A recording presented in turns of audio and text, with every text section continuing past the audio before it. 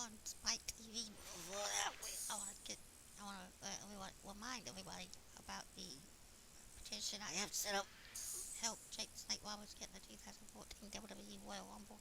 I know it's about 2 months away or so, and they probably already got everybody they want set up for the Royal Rumble and the Royal Rumble match, but there's always a possibility someone gets injured, someone can't compete.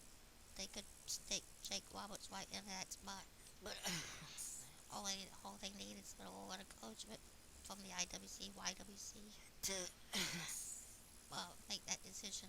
But it's time for TNA Impact Wrestling to hit the airwaves tonight. We got a huge main event. Kurt Angle one-on-one with Austin Aries in the submission match. Uh, to in the World Title Tournament submission match. One of these men will face Jeff Hardy in the next round of the tournament. I think. I'm not sure. But that match stipulation brought to you by the Wheel of Dixie, which I'm actually enjoying. But we open up Impact with the last remaining remnants of the Aces and Eights. Doc, Garrett, not Doc, but Nuxie, Garrett, Brooke, and Bully come out. And Bully reminds everyone that he is the puppet master of TNA Wrestling. He he had his hook, he had his baited hook, line, and sinker. We believe everything. We believe the whole world believed the Aces and Eights were done in TNA Wrestling until the end came, where they suckered in the entire world. But as he's guarding, Mr. Anderson comes out and makes a proposition for total, next week's Turning Point edition of Impact Wrestling. A no holds barred match. Bully Ray versus Ken Anderson. Bully at first declines, but Anderson convinces him by saying that it'll be Khalil and Anderson's Khalil versus the the cohesiveness of the Aces and Eights against, meaning that if Anderson wins, Bully must disband the Aces and Eights, and if Bully wins, Anderson will retire. Bully agrees eventually, and says that Anderson must be out of his mind to make up that kind of a stipulation. And Anderson agrees, saying he's freaking nuts before attacking Bully, jumping into the ring, and trying to take on all three members of Aces and Eights. They start to triple team him, and Bully brings in a chair, but Anderson kicks him in the gut before the Garrett and Noxie are both holding Anderson as Bully tries to hit him with a chair. Anderson kicks Bully in the gut, ducks a clothesline from Nux that lands on Garrett. Anderson then clotheslines Nux over the top rope, grabs a steel chair and starts swinging. Bully wants for higher ground as Anderson calls out any member of the Aces and Eights to face him right now, and that designated hitter looks like it's gonna be Nux. We got Nux versus Anderson coming up in our first match of the night. It looks like it's gonna be a good Impact Wrestling Plus. Gail Kim's Open Knockout Champion. Gail Kim's Open Challenge. Any female wrestler in the world is welcome to step up and challenge her. Who's it gonna be? I'm not sure, but it's gonna be an interesting Impact Wrestling, to say the least. So let's get back and see how it turns out. Mr. Anderson picks up the win in the first match over Nuts with the mic check, building momentum going into his main event caliber match against Bully Ray next week at the Turning Point edition of Impact Wrestling. We go to a segment of the TNA 360 videos YouTube page. Well, uh, Apparently, Joseph Park Esquire, as challenged uh, Christopher Daniels to play one-on-one match tonight. after what happened last week when he threw the apple genie in Uh, Joseph's face. Joseph is looking for revenge tonight.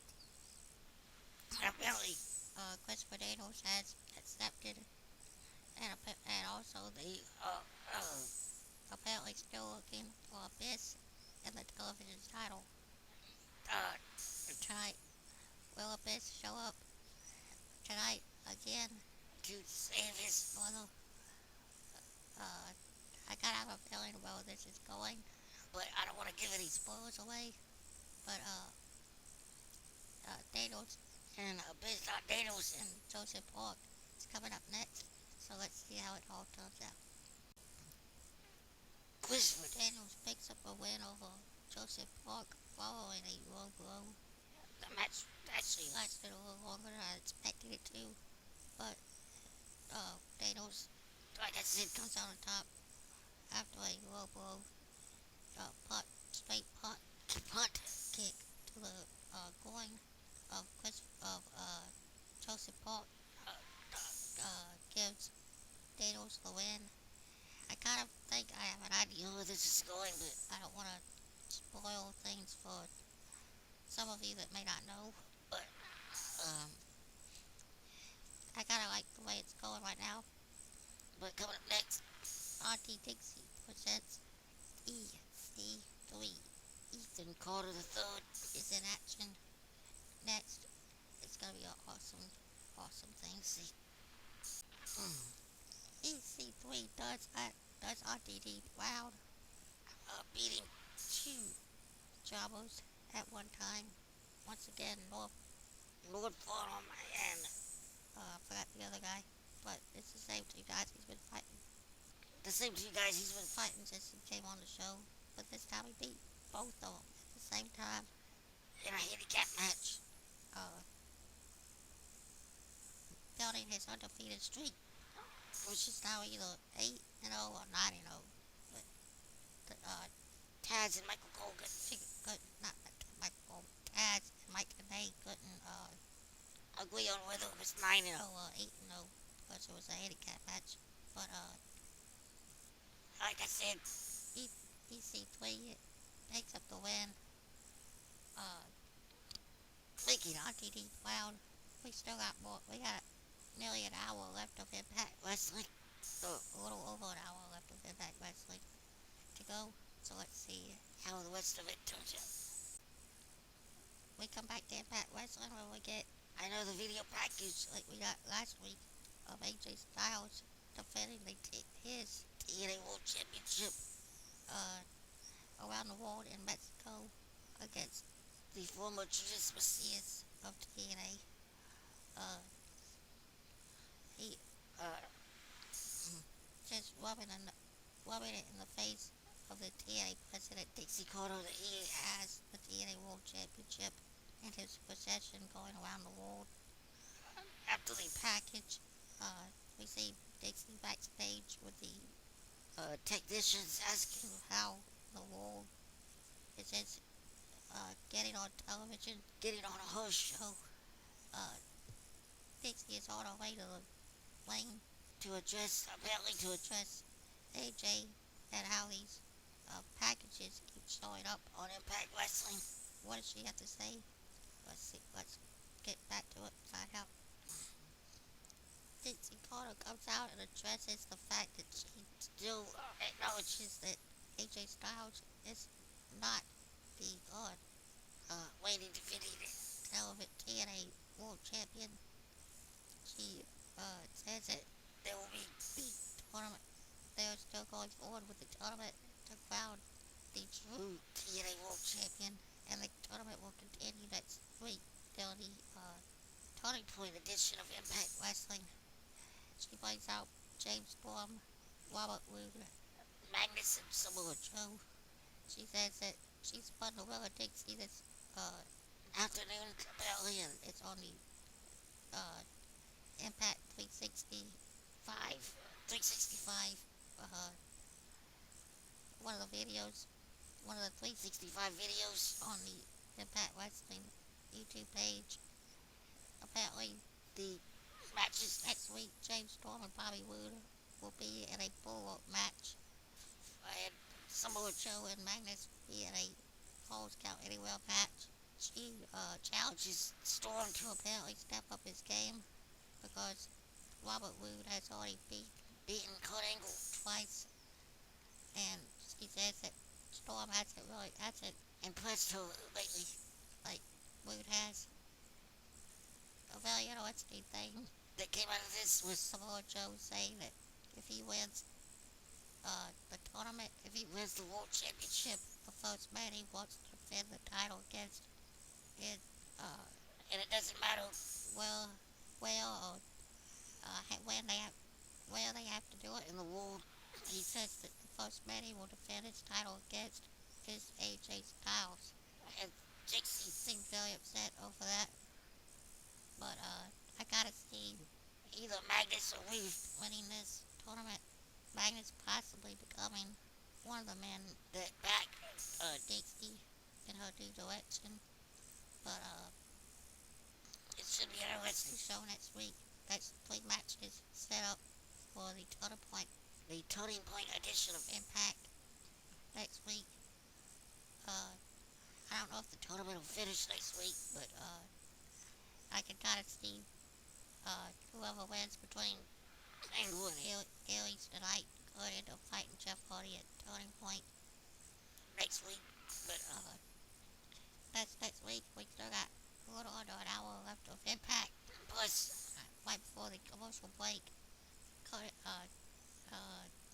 right before the commercial break, Ken Anderson attacked Garrett Bischoff backstage, handcuffed him to a piece of metal, looked like a